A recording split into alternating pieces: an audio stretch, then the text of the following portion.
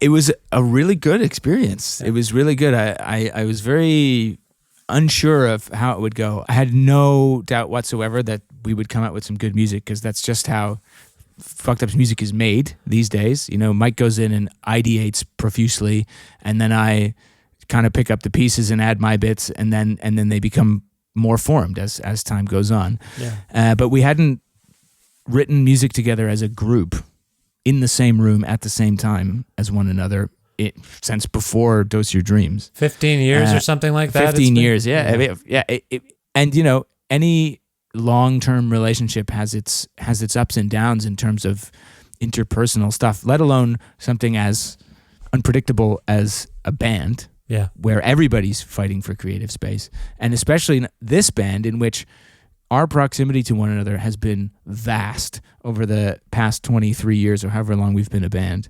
And this causes sometimes great tension, as you can imagine. So what was this going to be like when we sequestered ourselves away for 24 hours to make this music? Well, I have to say, it was great. And credit to everybody for just doing the job. It was the most brilliantly efficient thing that Fucked Up has done.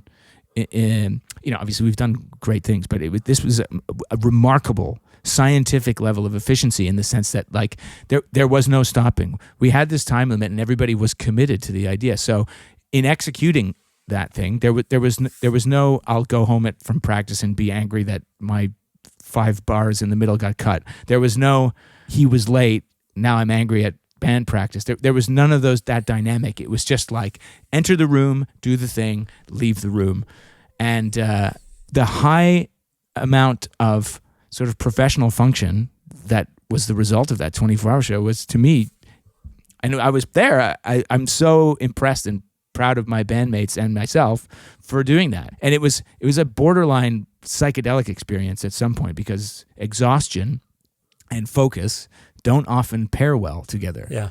So I think by about hour 18, Sandy made this iced coffee, and I had a cup of iced coffee, and I felt like I was in 2001: A Space Odyssey.